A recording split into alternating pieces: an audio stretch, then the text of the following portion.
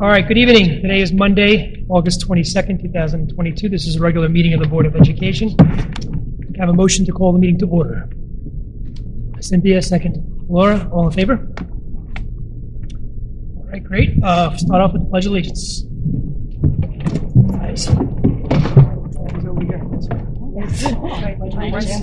flag of the United States of America and to the republic for which it stands, one nation, under God, indivisible, with liberty and justice for all. All right. A little bit of an unconventional setup today due to the fact that we have the ongoing renovations in the library. We're here tonight. Not sure how long we'll be here. Probably for a couple of board meetings, right? I'm sure. All right. So our first agenda item tonight, we're going to go right into a presentation from KG&D and Calgy on an update on our capital improvement project. So we'll get right into that. And we'll come on back after that. And you guys can go sit over here so you can see. Second row? We're going to go down. Yeah. I have.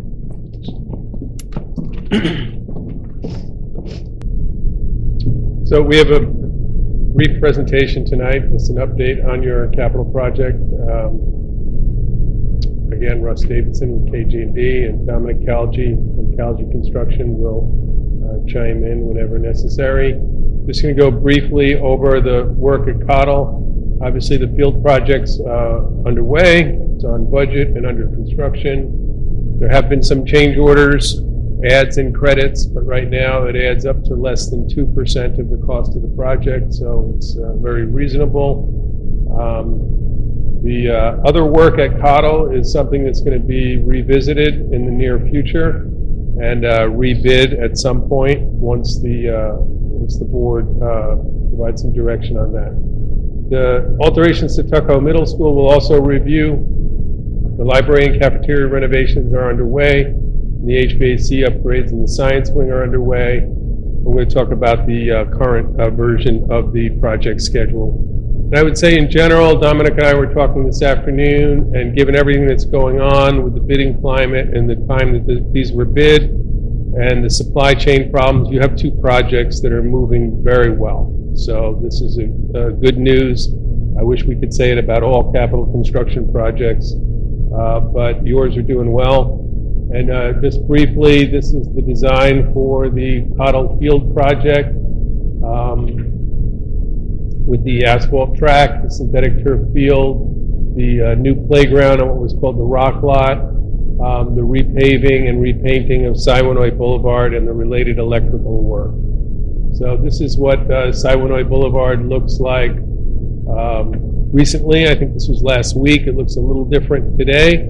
But it's been ground down, it's ready for repaving, and so that's going to get a decorative colored coating, so it's going to be striped with games and things for the kids. It's going to look a little more like a playground than a road, but it'll still be a road, and it will have gates, and you can see that concrete curb on the left is what's called a mountable curb, so it's easy to get over, it's not a tripping hazard.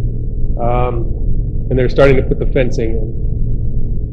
And there's the field. I know that people miss the trees, but I'm amazed at how much bigger it looks actually than the area there. It's like created square footage somehow.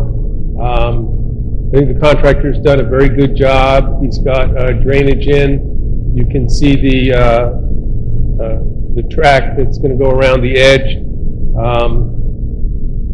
Another concern for people in the neighborhood is drainage. There's been extensive drainage put in. These are what's called Cultec units.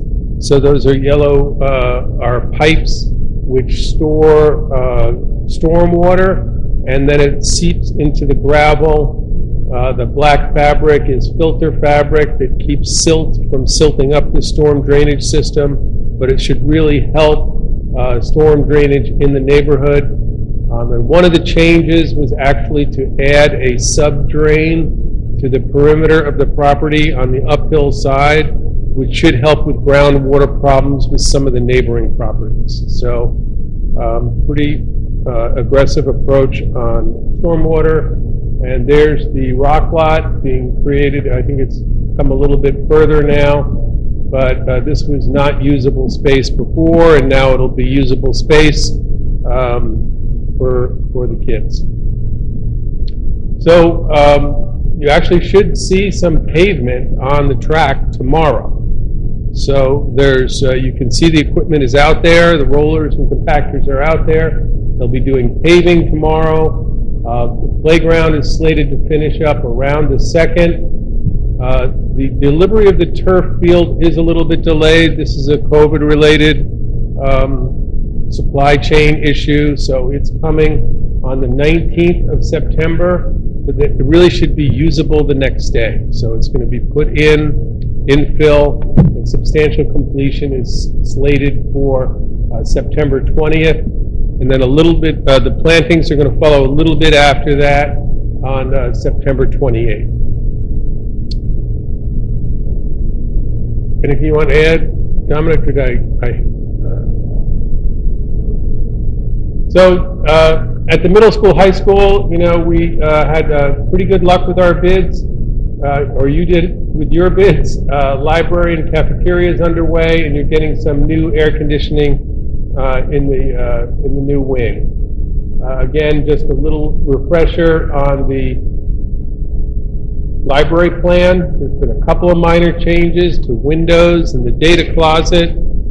We're just working with the district, and as you see things unfold, a few minor improvements to design have been incorporated. But this is pretty exciting. So this is them opening up the large openings to the outside, and you can see already just from this construction photo how much more light is going to come through those large openings into the library. And another view of it, and where all that scaffolding is where the elevator's been taken out and where they'll be building the learning stair. And you can see the slope line on the back wall is where the stairs were taken out. But I believe right now we're waiting for steel to create that little balcony. And there you can see the balcony that we're talking about and the learning stair on the right in the rendering, and a different view of it here. And those openings are what you just saw are being created now. And another view looking back, and again, some of those interior windows to adjacent classrooms were eliminated, and a few minor adjustments to the data closet. At the cafeteria, that work is also well underway. Again, this is really just an interior improvement of the serving and the seating area. And you can see right there, they're starting to build the soffit, which goes right across those center two columns. And you can see the ring that he's screwing in will actually support the round columns that are laying on the ground right there. So you're going to get new column covers covered in tile, and that work is well underway. This is before the columns were round, but you can see the columns and the soffits that are under construction, and another view of them. And the classrooms and corridors are basically usable now. The kitchen's going to be returned. It's been cordoned off with a temporary partition, so the kitchen is accessible and separated from the construction area. The cafeteria and library are slated to be usable on October 13th, with the completed October 13th, with substantial completion on October 14th. So that's the current plan. Again, it's moving pretty well. Undoubtedly, there will be some items that didn't show up, and there may be some temporary provisions, so you can get students in there. But it's actually been a pretty quick renovation for that amount of scope, and it's going pretty well. We're working well with the contractors and Calgi, and they're also making some headway on the exterior restoration. And the HVAC units, the work in the classrooms is done, and some of the rooftop work is done as well. Anything you wanted to add there, Dominic?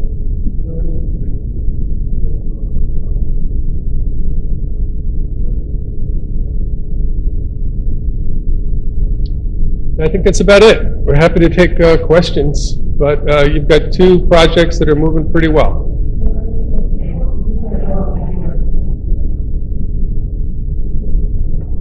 No worries.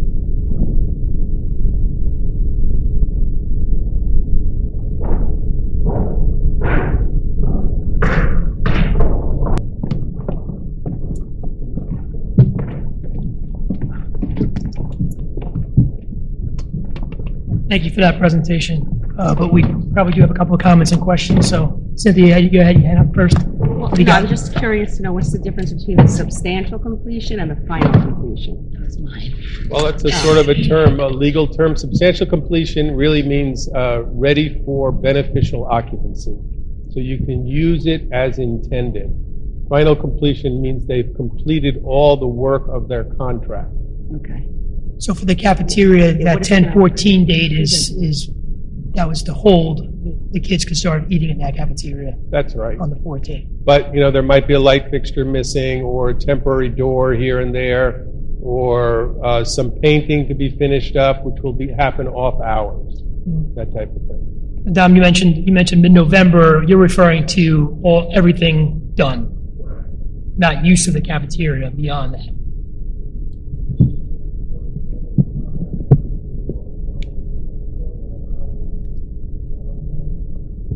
Okay.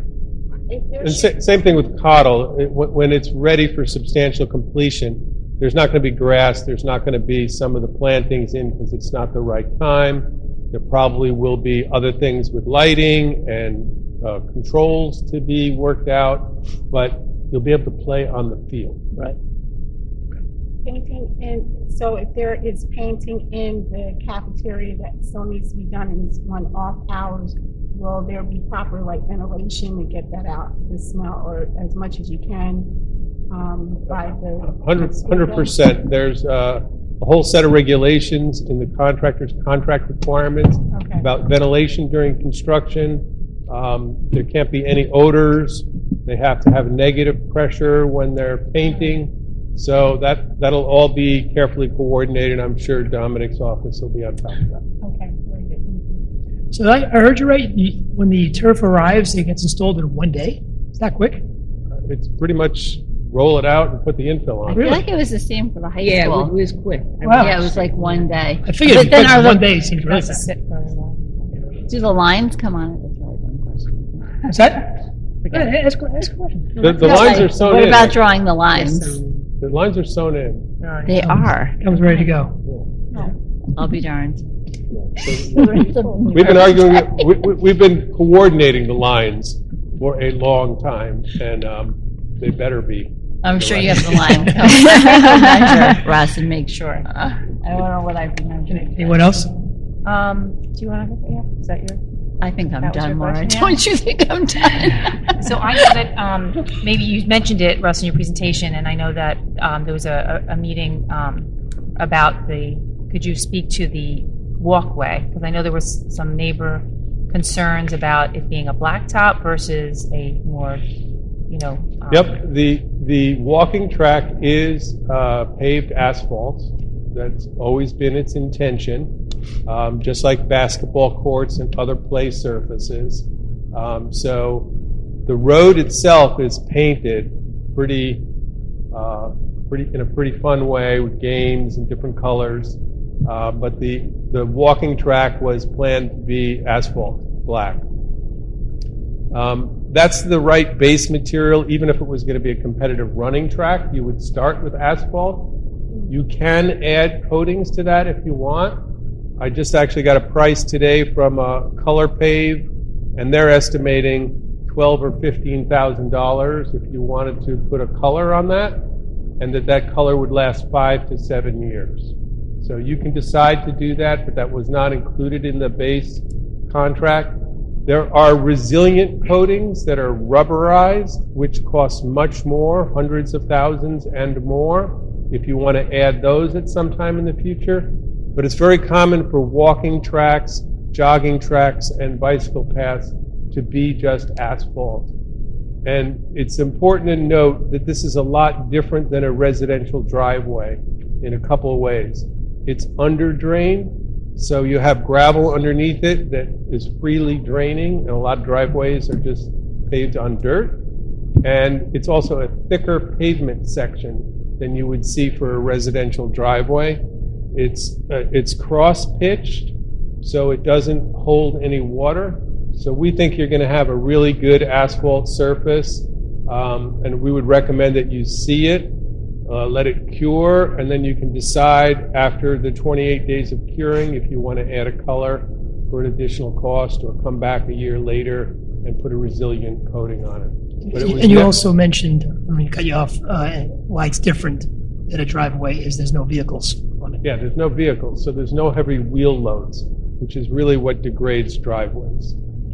That makes sense. And what is the maintenance for that? You mentioned the coating maybe every 4 or 5 years if we choose to do that, but what is the maintenance on just the asphalt as it is, as it's planned? Well, you don't have to do anything to it. You might want to seal it in a year. And, you know, the sealer, even the color paved sealer, all the materials for 2 coats was $5,000. So, you know, for a few $1,000s, you can buy sealer and roll it on if you felt you needed to preserve it. I really think when you see the curbing, the slot drains you have in, that bright green new turf, and that fresh black asphalt, it's going to look very sharp, very neat, and very clean. Yeah, so well, this came up to Laura's point for fellow board members, or so the email traffic, maybe you just see up to speed in the community as well. Our facilities committee brought the idea or questioned whether or not just leaving as pavement was something we wanted to do if we wanted to do something more than that. And the concern there was, you know, I think it was looked at sort of how we look at our driveways, that in a short amount of time will start to look like crap, basically, as blacktop often does in driveways, where it starts to crack and starts to, you know, not look as it normally does. So that was the concern that was brought up, and there was some discussion about whether or not we should put some sort of a coating down on top of that. I think there was also some concern about the appearance of it just being black. I personally think making a color creates more maintenance for us, and typically colors start to you know, crack and fade or you know, don't keep their consistency. But that's something we can always consider. But I think you addressed, I think, the facility committee's concerns adequately in that, and you highlighted the differences between driveway pavement and this kind of pavement. So hopefully, you know, works out. Well, you still have the option. I just forwarded the email late today to Amy and Faith, and they can forward it on to you with the product data on this sealer if you're interested. Right, so it's something we can add later. So what Yep. we have there, we can always put on It's top. easy to add later. I was pleased that the product rep really felt that it's good for 5 years or more, which is much longer than we first thought. Do you recommend sealing it? I would recommend sealing it after a year, yeah. Okay. Keep it going. I think it's good to let it cure. But I think once you see it go down and when you see it all in place, you'll immediately recognize it's more robust than your typical driveway. What was the cost to seal it? You said it was $5? Was that the cost to seal it? It was $5? It's probably around $12,000 to $15,000 labor and material. The first time you need to put 2 coats on, but then when you refresh it every 5 to 7 years, it's 1 coat. So it's probably around 5 Okay, to that was- recoat. It's just under 9,000 square feet of surface, so it's what you wanted. It's this nice 10-foot wide walking track, and I'm sure the neighborhood and the community and the kids are just going to love it. It already looks better the way it is right now than it did does. before. Wouldn't be hard to look at. Wouldn't be hard to look. I just have a It's a quick low bar, question. Pete. The walking track. So someone had asked me in the community, why didn't we do, because like they're looking at a track, right? So everybody hears track, and they think, you know, again, not being there from the initial conversation, that it should be a track. So then they saw concrete, and then it became, you know, blacktop, and so the ball started rolling. But going back to that question, could you just discuss what a track would cost and what that would look like, and why it isn't? What of your original thoughts were for that particular area for not doing, because people in the community are like, why isn't a nice soft track? Well, it's not a distance that's recognized in any competition. So the corners need to be square or square-ish. or else you would take away from your multipurpose field, which was the original reason for this, was to have the multipurpose field. We actually first looked at just striping the edge of the field to be a walking track, and then everybody felt it was better to pave it because that would just wear out the field, the edge.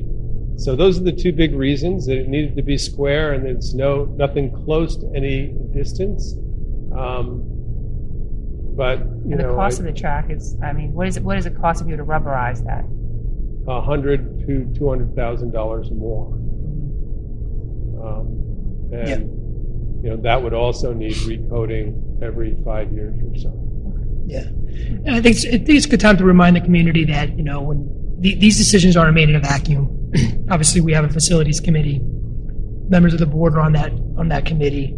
Members of the community are on that committee. So these have been discussed all along the way. So it's not like, you know, Russ is deciding this on his own. Not that your opinions aren't good, but Absolutely not decided by but I just want the community to know there is a group effort here in terms of representation from the community and from the board on these decisions. And community members Yeah. who have experience That's right. in building and these kind of things. That's right. Okay. And if anyone is, you know, out there is particularly interested in this type of topic and you want to get on the facilities committee, you can email Kate Sparks and request to be put on it this year. And if we have room, it's always a possibility. Well, I mean, the good, better, best approach to the Cottle Field has been under discussion for how long now? Years. 5 years? Yeah. Yeah, I was gonna say years. So there's nothing we haven't talked about. That's right. And this is what was decided.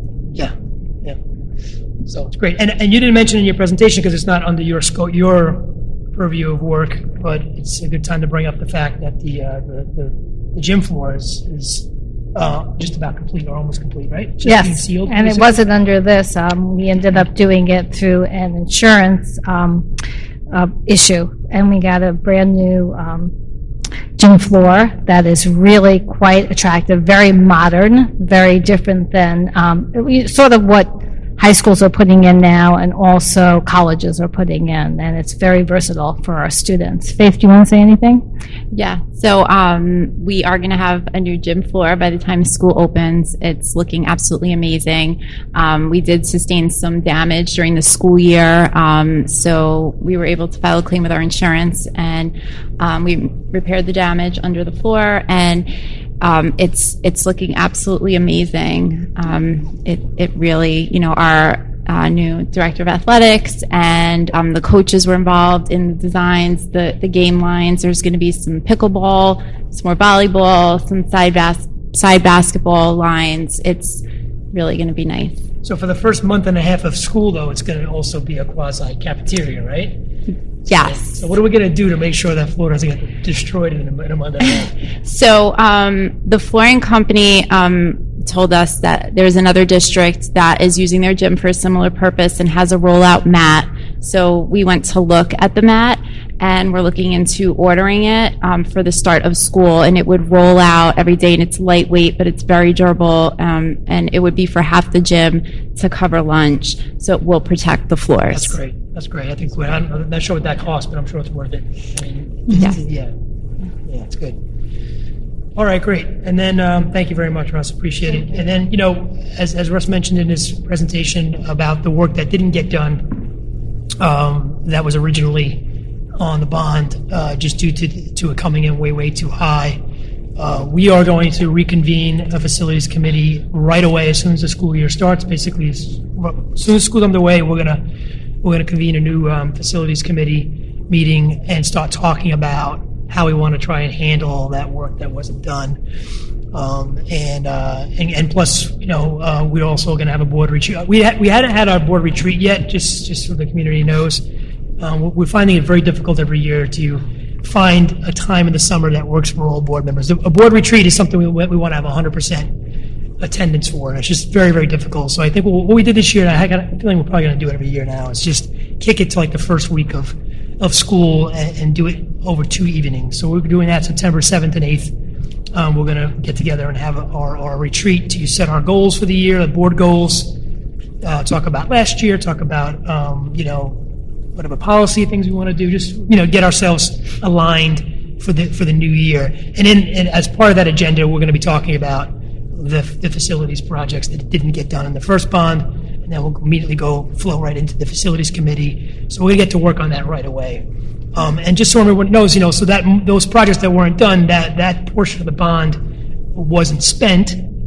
How much is that? Do you know, Nate, how much we didn't spend? It's on the table. So right now, it's about 1.8 million, and we'll see if we're going to go out to bid again in the winter for the rest of the Cottle project. Right. So we'll see what happens then. So just, as a little preview, one of the things that we may wind up doing is taking what's left over that bond and looking to see what else we may want to do, and maybe come back out to the community and ask for a little bit more to do that and to do others. There's a lot of critical infrastructure work in this school that still needs to be addressed as well. It's come to light in the last year and a half or so.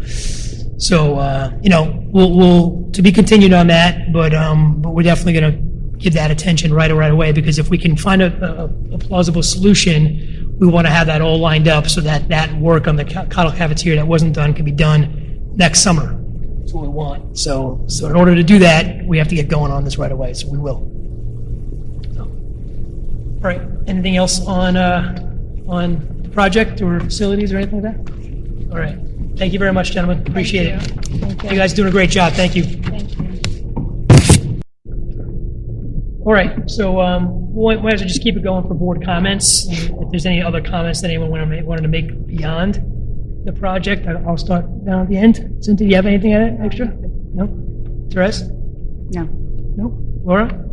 I just have a quick thank you to Faith Sparks, Dr. Goodman, for, just this seems seamless, all those things that happened along the way, but this construction project, the gym floor, and just the running of the buildings, there's custodial staff. It's really been a very productive summer, and it's been one that's very exciting. I mean, the kids were back to athletics today, so I did hear about they saw the gym floor because they were going to the locker room, and they were all super excited. So it's just thank you, and it's so nice to see the school doing things for the students and getting them excited, whether it's a new gym floor or a new turf field. And the field, I just wanted to mention one thing, and we can talk about this at another time, but the fields, being that Cottle's going to be done, and the turf field up here, I know there's something on the agenda tonight about the time of that, but the maintenance of those fields is something that the facilities is going to work on, as far as signage, cameras, and making sure that those fields are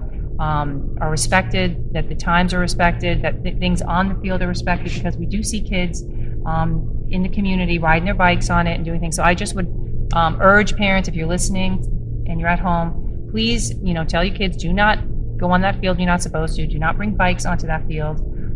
It is scooters and bikes, and so it is ruining the turf. And we spend a lot of money and a lot of time and effort making these facility as small as it is, as small as our two fields are, to look and be there for when we need them for athletics and for our students. So please, I would implore you to respect the field. And we will also continue, right, Pete, we talked about that. Yeah. Signage, cameras, we were going to work to enforce that. I think once, obviously, Cottle is done, that's something we're going to work on, just to piggyback your comment with the facilities. Absolutely. It's another big topic, facilities. We brought it up already. There is something on the agenda about that as well, but we do need to figure out how to get better control of that field, because it's not working. Right, and especially with the new Cottle field, you don't want that's not going to. And that's going to be open to the public, by design. Right. Which you want, but again, there's that fine line, and there just needs to be some management of it, I think. Yep. Yep. So thank you. Very good. Okay. My only comments I kind of already mentioned. I wanted to let everybody know about the retreat that was coming up. I already spoke about that, and about the idea that we're going to tackle these facilities issues right away as soon as the school year starts. But I already covered that. I'll echo what Laura said. Thank you to the administration, Dr. Goodman, and Faith, and everybody for all the behind the scenes work that you do during the summer. Everybody else is off having a good time, but you guys are still working, and we're excited about the new school year. And the construction that's going on is sort of symbolic. It kind of makes you feel good about it's not everything. There's more to a school than construction, obviously, but it's nice to see things that are tangibly getting better. So it's good. So we're excited. Okay, we got a pretty hefty agenda, so let's get going on it. Also got Yankees Mets tonight, which I don't want to catch some of the game. Thinking the same thing. Although these days I don't want to watch. All right, we got comments done by the board. Comments by the superintendent. Okay, I'll be brief. I know that it is a big agenda and that we have to go home and watch the games. So That's right. with a little less than 2 weeks to go, we are more and more excited about the start of the 2022-23 school year. Teachers and administrators have been into school. They are working on new learning experiences and getting trained in innovative instructional strategies. Our custodians, a shout out to them. They have been very busy with all that we're doing with facilities. They are right behind them, and I'm very, very impressed by the commitment to making the buildings pristine and as students are invited back into the building. In these next 2 weeks, 1 week really now, we will welcome our new staff for new teacher orientation and kick off the school year with 2 superintendent's conference days. And again, teachers will be immersed in learning experiences and planning opportunities for our educators. This year, we are launching new courses and we are implementing new strategies, and we are celebrating much more the Tuckahoe school spirit as we go back to full-time, regular in-school instruction. This year, we are, again, looking forward to much more celebrations in person, and we will be working with a committee on that. We also strive to partner with families. We are looking to schedule more workshops this year on social issues we've heard about, such as technology and substance use. Bullying is another point that we have heard about, and we are going to be doing some training in that with our administrators, teachers, and staff. We have a grant to work on that. And there'll be more information on that at a board workshop. Back to school night, we'll be back to in-person, allowing you to walk our halls and see some of the beautiful halls that you haven't seen in this building like Cottle. Homecoming this year will be even bigger celebration. I've been sending out some blasts about that because I want to make sure that you know that it is Columbus Day weekend and that our whole school community is involved in celebrating Columbus Day and also homecoming. We hope that you share our enthusiasm for the coming year. I believe you do. It's such a great community that we are all together. We continue to be together, and we continue to lead the way.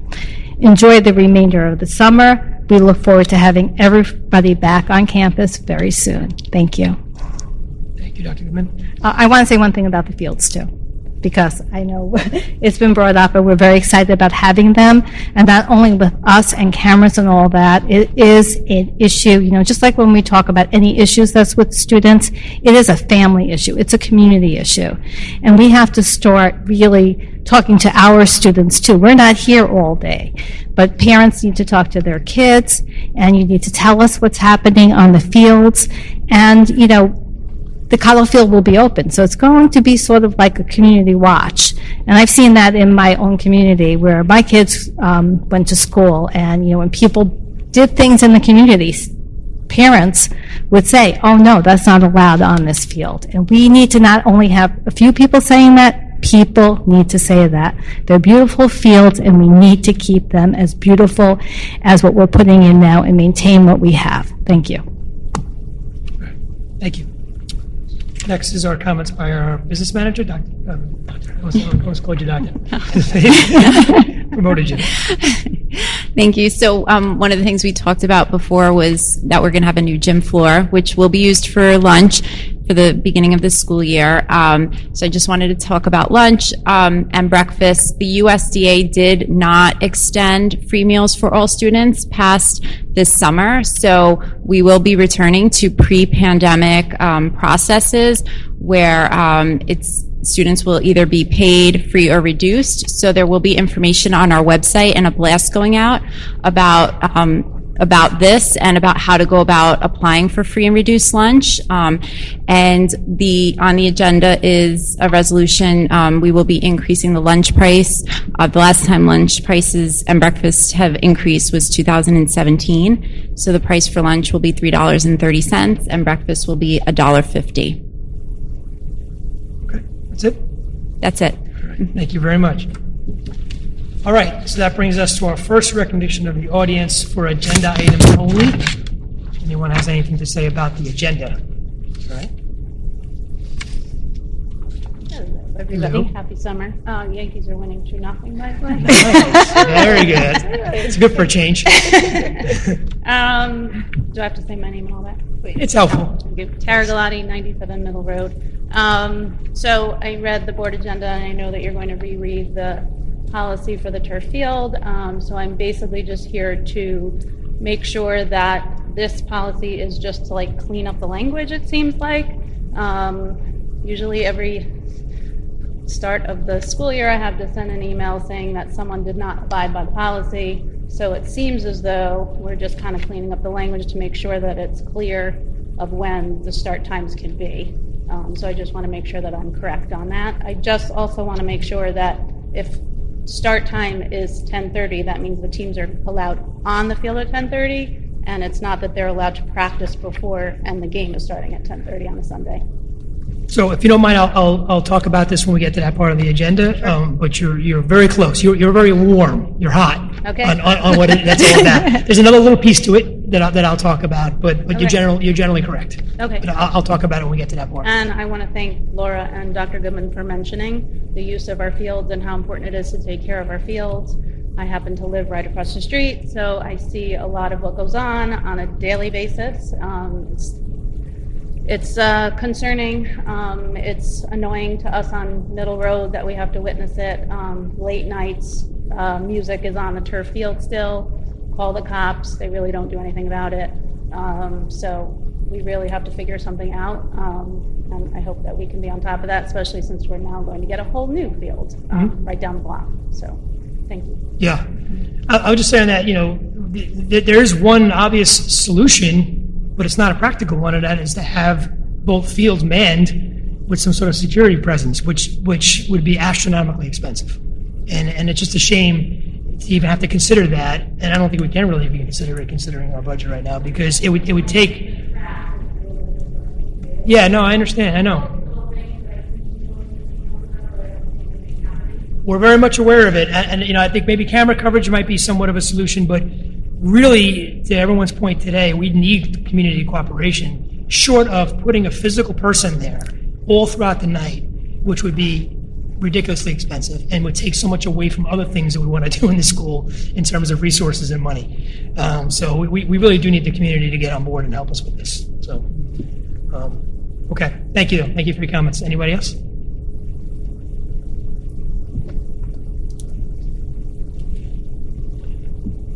Good evening. Can you hear me? Yeah. Can I hear me? That would be Good evening. I'm here to request that the designation of the Warthouse as a national preserve has really inspired me.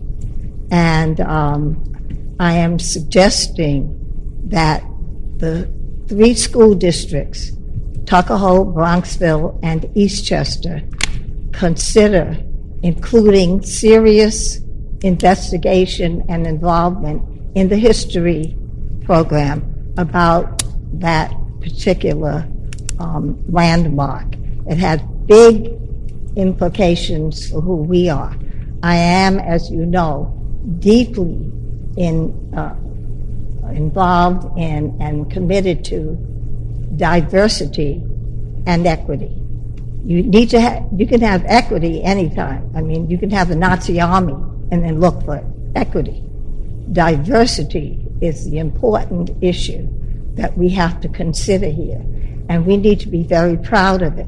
We also need to know that in many ways, in my observation, and I've been in Tuckahoe since the 1930s, that many of the activities that we had before that demonstrated the strength of our diversity is no longer evident. And by the way, I'm not one here to tear down anything. I'm for building up.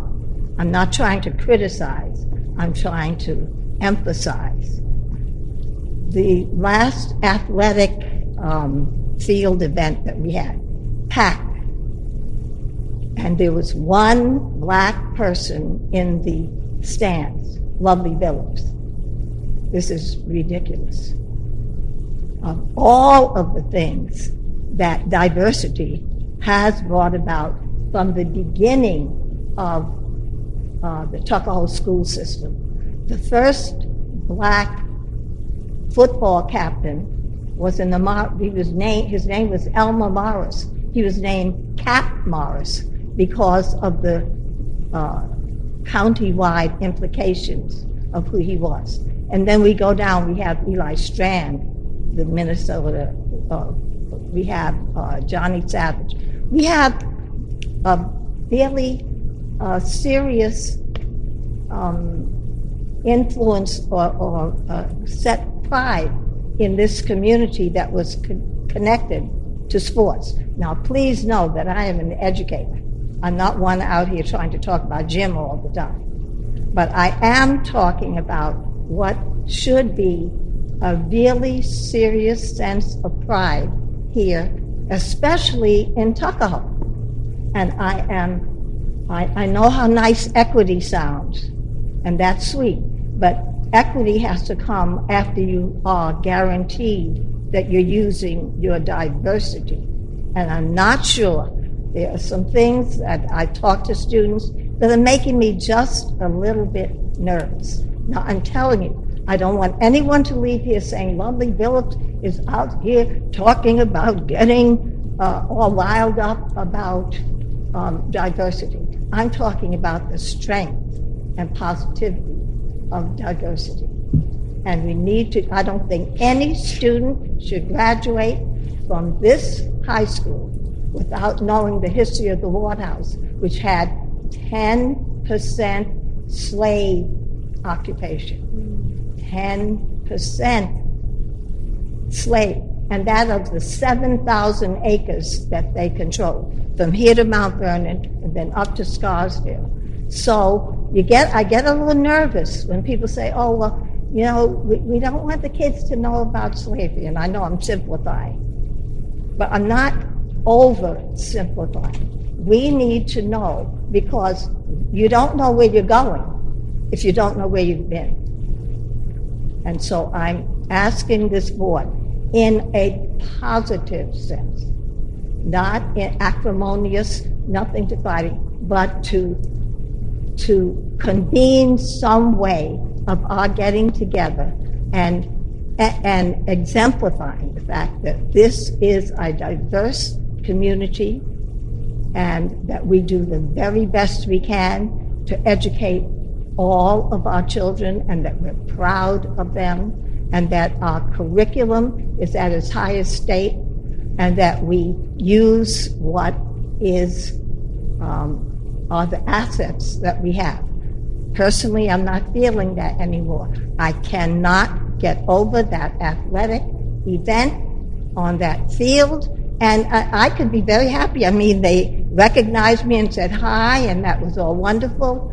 I'm not trying to be divisive, but not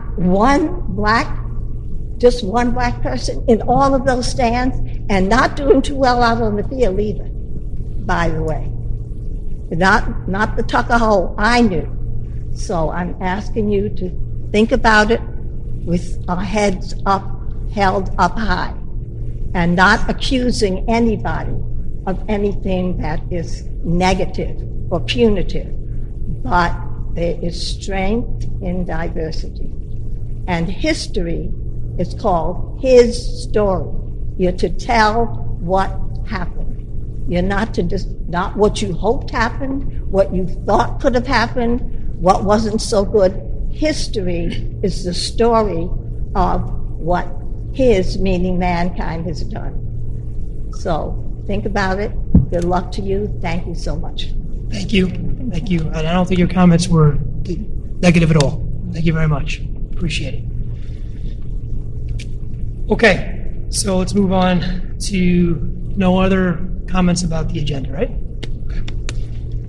I know we had somebody over there, right? Behind the feedback, I can't see. Those Okay. two teachers. Okay, great. All right, so we have our consent agenda next.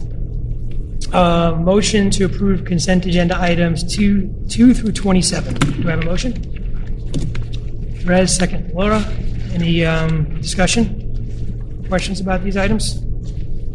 All in favor? Okay, that That allows us to skip all the way to business of the board.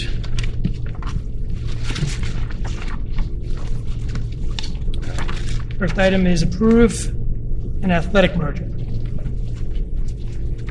Resolved upon the recommendation of the Assistant Principal of Student Services and Athletics and the Superintendent of Schools, the Board of Education of the Tuckahoe Union Free School District hereby approves sports merger with Bronxville Union Free School District for varsity girls swimming for the 2022-2023 school year and authorizes the Superintendent of Schools to execute the letter of intent. Do I have a motion?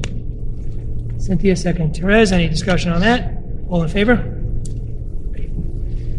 Next, approve another athletic merger. Resolved upon the recommendation of the Assistant Principal of Student Services and Athletics and the Superintendent of Schools, the Board of Education of the Tuckahoe Union Free School District hereby approves the sports merger with Bronxville Union Free School District, the Eastchester Union Free School District, and the Edgemont Union Free School District for varsity, JV, and modified ice hockey for the 2022-2023 school year and authorizes the superintendent of the school to execute the letter of intent.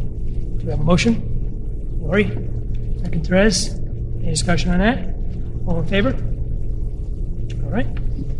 Next, adoption of a district safety plan. Resolved that the Board of Education of the Union Free School District hereby adopts district safety plan for the 2022-2023 school year. Do I have a motion? Laura, second. Therese, any comments on that? All in favor? Okay. Next, adopt the district building level safety plans. It's resolved that the Board of Education of the Tuckahoe Union Free School District hereby adopts the district building level safety plans for William E. Cottle School, Tuckahoe Middle School, and Tuckahoe High School for the 2022-2023 school year. Do I have a motion? Cynthia, second. Lori, any discussion on that? All in favor? All right. Approve a change order. Whereas proposed change order number 6 dated July 29, 2022 has been presented to the Board of Education in connection with the school district's capital project at the William E. Cottle Elementary School for DeRosa Sports Construction Incorporated to remove and dispose of unsuitable soil materials from the project site in exchange for an increase in DeRosa's base contract amount of $53,525.03. Now therefore be it resolved that the Board of Education authorizes and approves the school district to enter into the change order and authorizes the school district superintendent of schools to execute the change order and such other documents as may be necessary to effectuate the change order. Do you have a motion? Lori, second. Therese, all in favor? Okay. Approve a tax certiorari. Resolved that in the matter of certiorari proceedings instituted by GBK Realty Corp. affecting premises located at 90 Lake Avenue, Town of Eastchester, and designated as Section 32, Block 7, Lot 20 of the Tuckahoe Board of Education, hereby approves the refund of school taxes in the amount of $4,764.59. Do I have a motion? Laura, second. Cynthia? All in favor? Okay. Approve an MOU. Be resolved that the Board of Education of the Tuckahoe Union Free School District hereby authorizes the district to enter into an agreement with KG&D Architects made as of June 20, 2022, by which KG&D Architects will provide a credit to the school district in the amount of $61,887.12, and further authorizes the President of the Board of Education to execute the agreement on the behalf of the district. Do I have a motion? Lori, second. Cynthia? Any questions on this? We all know what this is about, right? All in favor? All right, approve an intermunicipal agreement. Resolved, the Board of Education hereby authorizes the Superintendent of Schools to sign the July 19, 2022 intermunicipal agreement with the Town of Eastchester for the school resource officer and authorize payment thereunder. Do I have a motion? Laura, second. Therese, any discussion on that? I did look at this faith and talk to agreement, so the amount that's in there, I assume that's an increase from the last one, right? Probably a marginal increase? Yeah. Okay. All in favor? Great. Extend the contract. Resolved to approve that one-year extension of the transportation contracts with Academy Bus Company Incorporated through 2022-2023 school year at 6.3% CPI, and authorize the superintendent of schools to execute the same. Do you have a motion? Cynthia, second. Therese, any discussion on that? All in favor? Okay, approve a contract. Whereas Tuckahoe Union Free School District sought proposals for food service consultants for the 2022-2023 fiscal year with the option to extend for 4 one-year periods thereafter.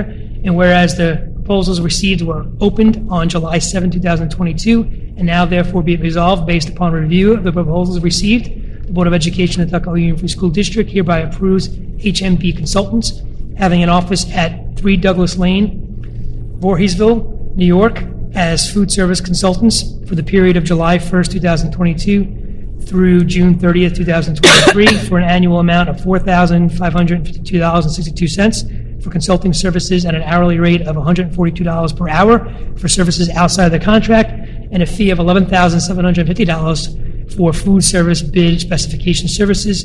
And be it further resolved that the Board of Education hereby authorizes the board president to execute a contract with HMB Consultants to serve as the district's food service consultants as above described, and be it further resolved that the superintendent of schools and business manager are authorized and empowered to take all necessary or appropriate actions in order to further the purpose of this resolution and comply with the awarded contract. Do you have a motion?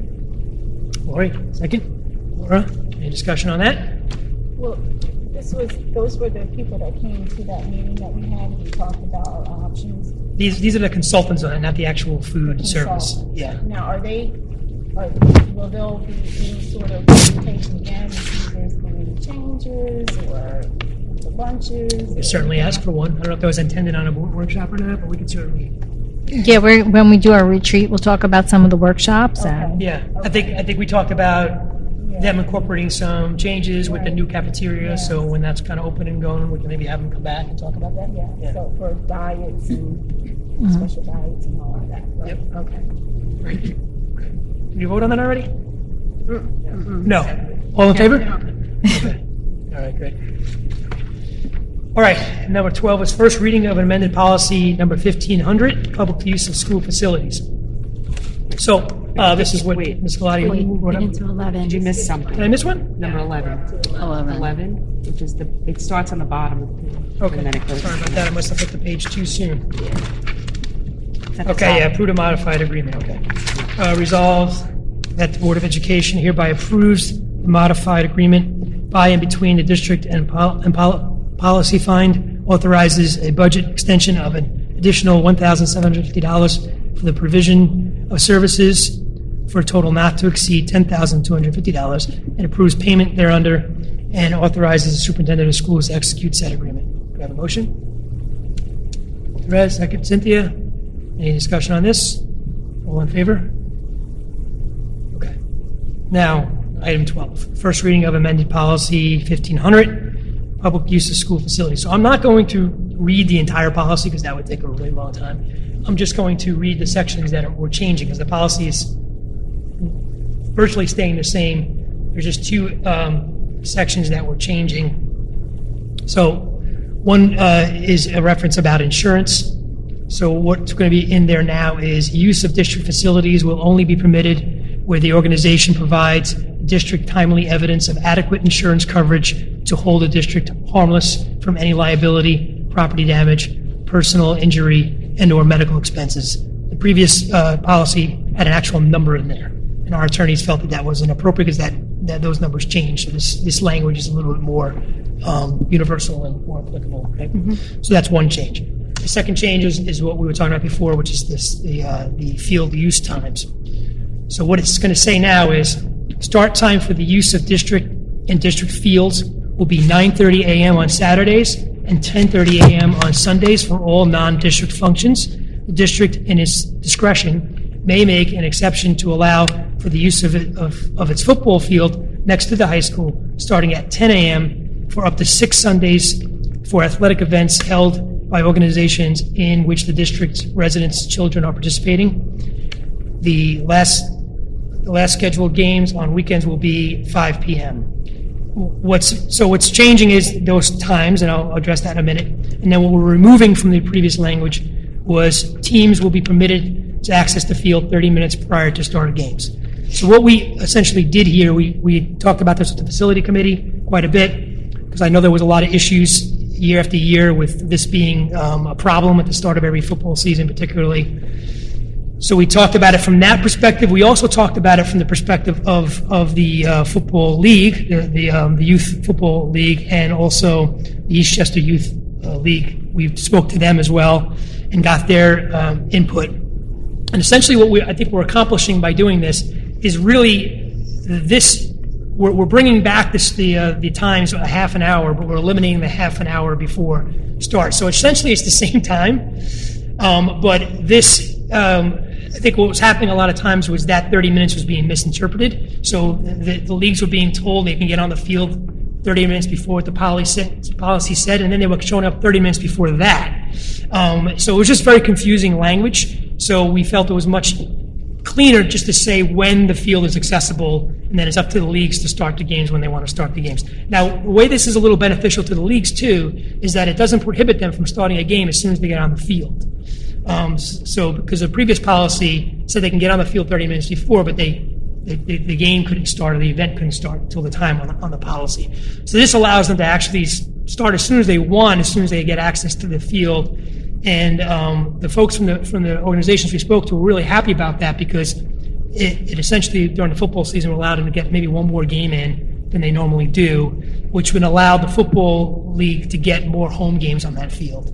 Because the way it was done before, with our obligations to the Eastchester town, they were playing most of their home games on another person's field, which really isn't fair to the community and the participants, because you want to have half your home games at home, so you have the convenience of being home. So we really kind of feel like this is a win-win. It actually is a benefit to the leagues in that they get to start their games a little bit earlier, but to the community, it's essentially the same start time. And now, without the ambiguity, we're expecting this is going to be more closely adhered to, and there's no confusion about when they get access to that field. So the one question I have for you, Dr. Goodman and Faith, is I know at the end of last year we were controlling better the access to the field. We were actually having a custodian open up the field. Is that going to continue this year? Yes. Yeah. Okay. So that's important too, because I think what was happening was we were allowing the league owners or managers to decide for themselves essentially when they were going to open the field. So I know this isn't a panacea across the board, because I know there's issues with parking and traffic and things of that nature on game day. So this doesn't certainly solve that, but I do think it makes it a much more cleaner policy, and does make it, I think, I don't want to say both sides because we're not against each other here, but I think for both entities, I think it's actually a better policy. So and that answers your question from before.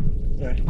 So, I just have another question, because in regards to that, 'cause it did come up a lot when people weren't following the policy, what the consequences for that will be, and will they be followed through? Is that in there? Is that clear? Well, the consequences are still the same inside of the policy, which is essentially you can have your privileges revoked if you don't. But is it adhere. clear to say when it will be revoked? Because that was an issue. People breaking the policy and then... It doesn't, I believe, have, it's more discretionary. But to be fair, I do think it was partially on the school a little bit too, with the way that it was being interpreted and enforced.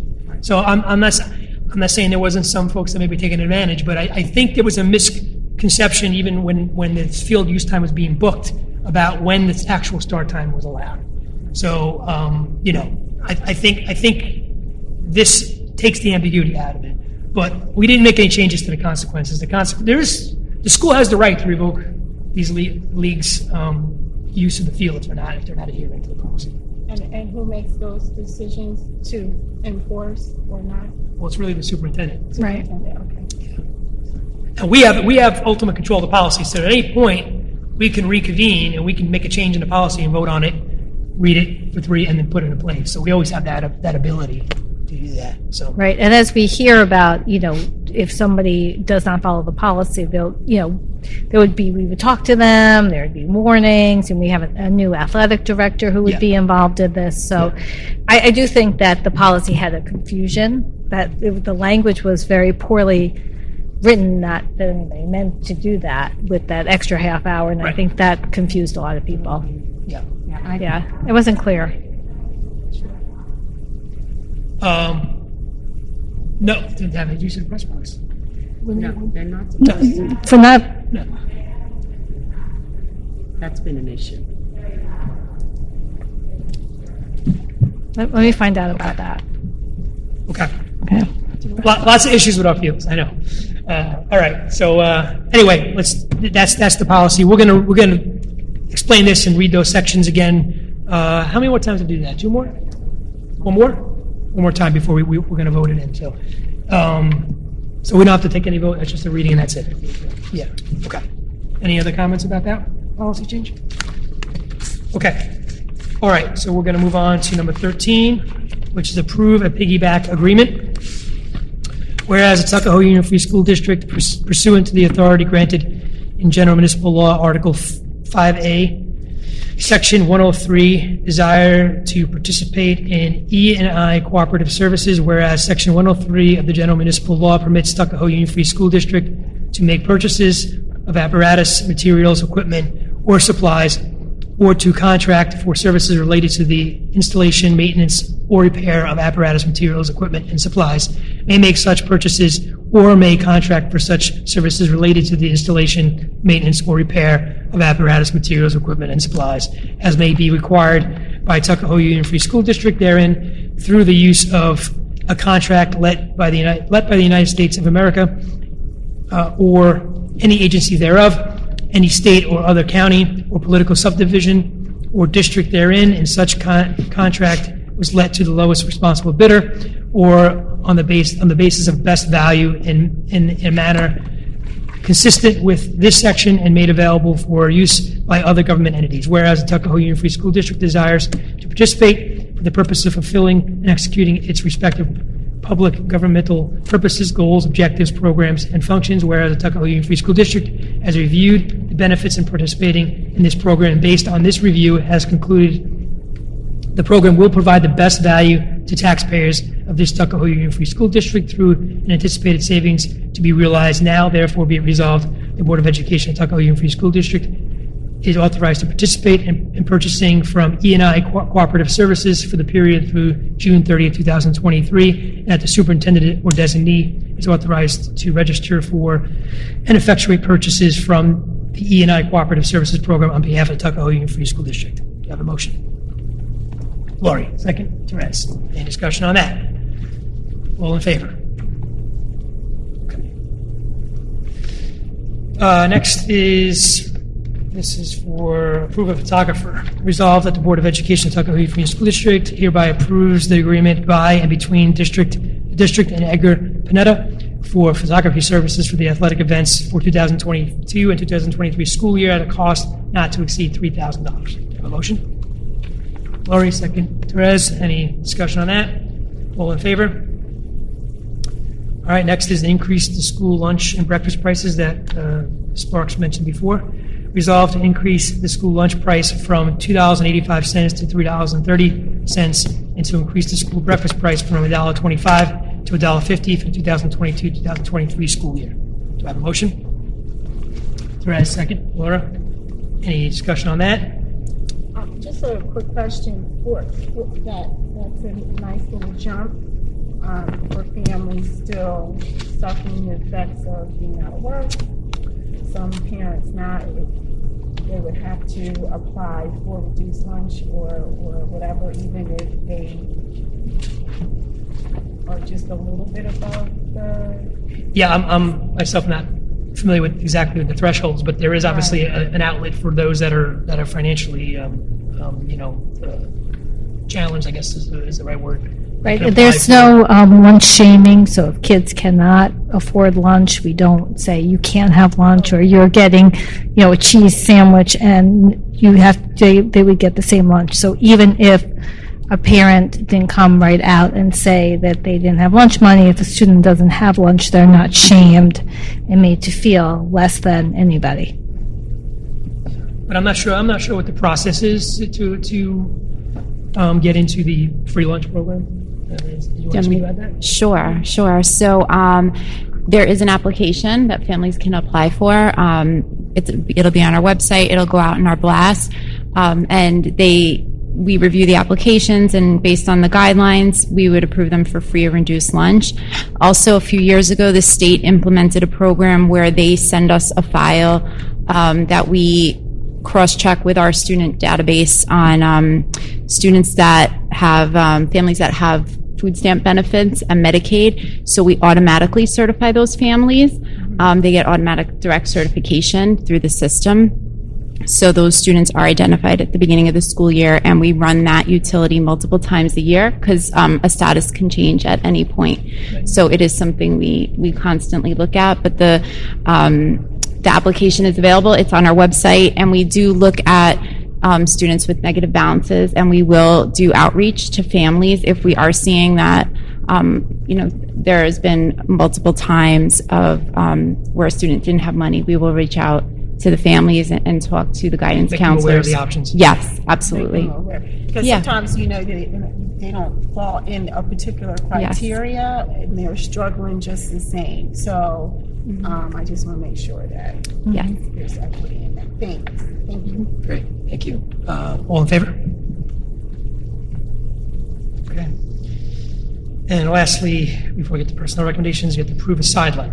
Resolved that the Board of Education of Tuckahoe Union Free School District hereby approves the side letter agreement dated August 22nd, 2022, by and between the district and the TTA, as attached to the official minutes of this meeting, and authorizes the superintendent to execute the same.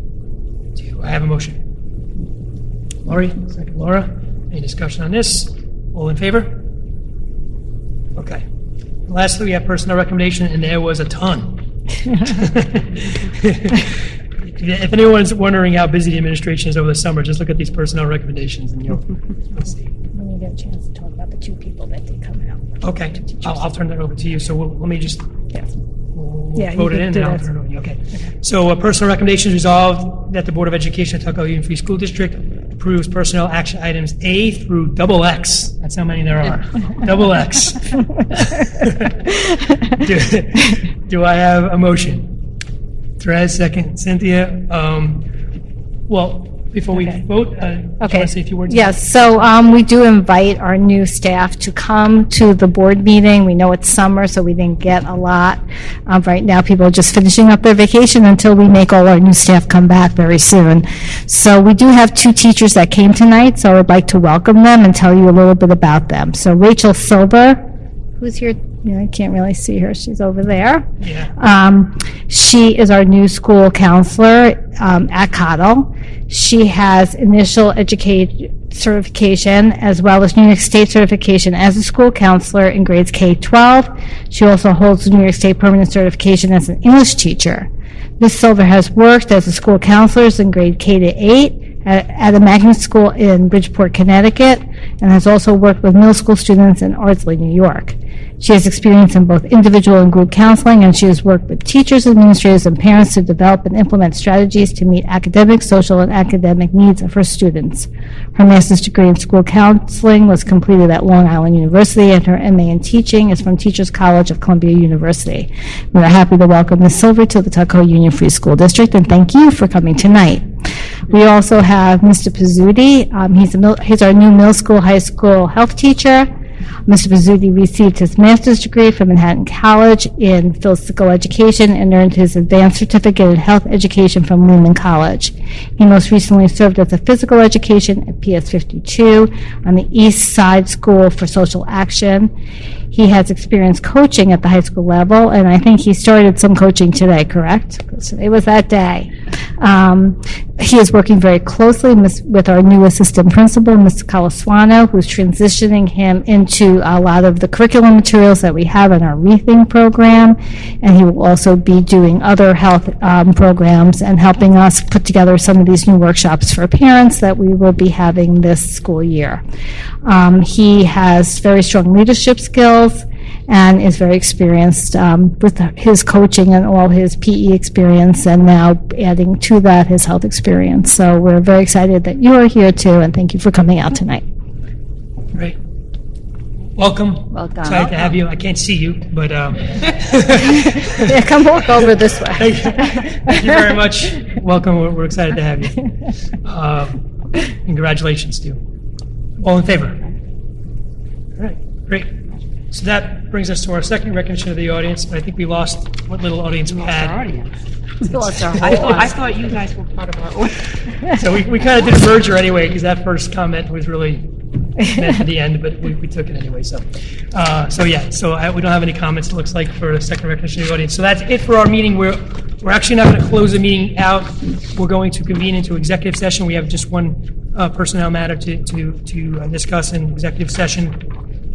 So I'm going to ask for a motion for that, and then we'll just close out the public meeting out of executive session, so we won't be coming back out of here. So do I have a motion to convene into executive session? Therese, second. Cynthia, all in favor? All right, thank you very much, everyone.